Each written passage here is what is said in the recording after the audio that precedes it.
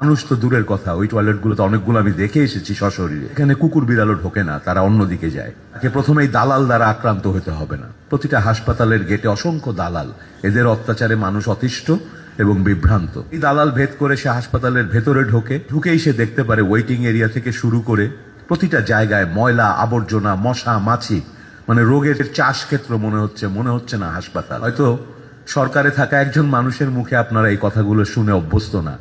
আমি এটা বলছি এই কারণে যে জিনিসটা ভয়াবহ পর্যায়ে চলে গেছে।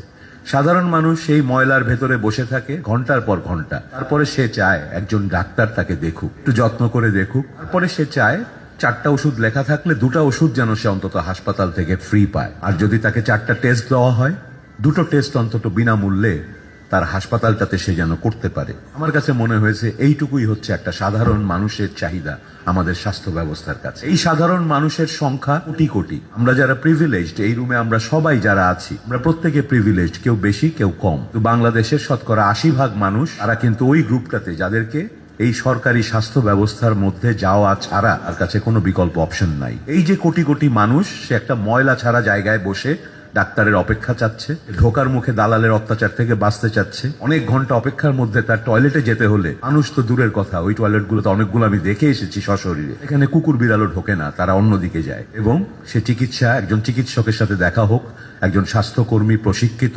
তাকে সুন্দর করে দেখুক, 3 মিনিট বা 5 মিনিট, 2টো ওষুধ সে পাক, 2টো দরকারি পরীক্ষা যেন সেখানে হয়ে যায়, এইটুকুই তার চাওয়া। এবং আমরা এই 54 বছর এই স্বাধীন দেশে এইটুকু দিতে পারিনি শতকরা 80% মানুষ। এটা আমাদের সবাইকে অ্যাকনলেজ করতে হবে যে এই হচ্ছে স্বাস্থ্য ব্যবস্থার অবস্থা। যাই হোক, অনেকদিন পর একজন সরকারি কর্মকর্তার মুখে সত্য কথা শুনে অনেক ভালো লাগলো, মনে শান্তি পেলাম। এরকম যদি সবাই সত্য বলে প্রয়োজনীয় ব্যবস্থা নিত, আমার বাংলাদেশ অনেক উন্নত হয়ে যেত। সব ভালো থাকবেন। আল্লাহ হাফেজ। আসসালামু আলাইকুম ওয়া রাহমাতুল্লাহ।